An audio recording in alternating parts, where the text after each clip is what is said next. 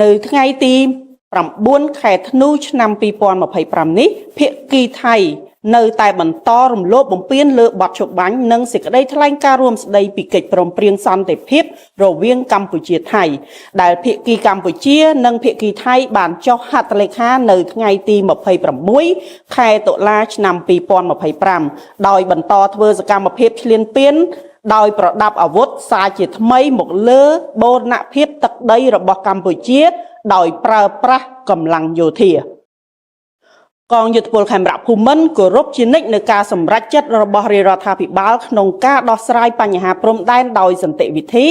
និងការពារបូរណភាពទឹកដីក្នុងដែនអធិបតេយ្យស្របច្បាប់របស់ខ្លួននិងគោរពនៅបទឈប់បាញ់យ៉ាងម៉ឺងម៉ាត់និងការពារសុខសុវត្ថិភាពជូនបងប្អូនប្រជាពលរដ្ឋស្លូតត្រង់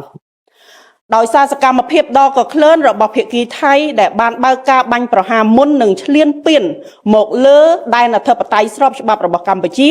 កងកម្លាំងកម្ពុជាគ្មានជំរឿអ្វីក្រៅពីការប្រើប្រាស់សិទ្ធិការពារខ្លួនក្នុងដែនអធិបតេយ្យនិងបូរណភាពទឹកដីរបស់ខ្លួនប្រយុទ្ធប្រឆាំងការឈ្លានពានខុសច្បាប់មកលើបូរណភាពទឹកដីកម្ពុជាដោយយោធាថៃ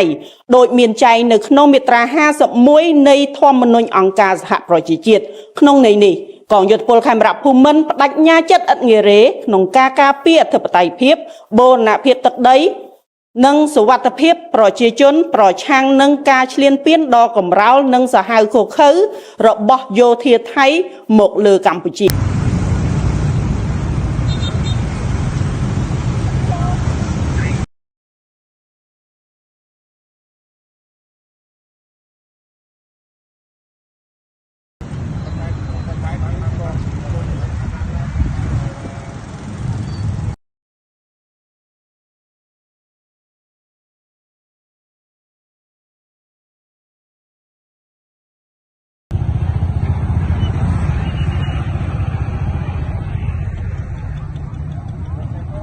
cái yon mà cái yon tránh á cái yon rồi cái yon mang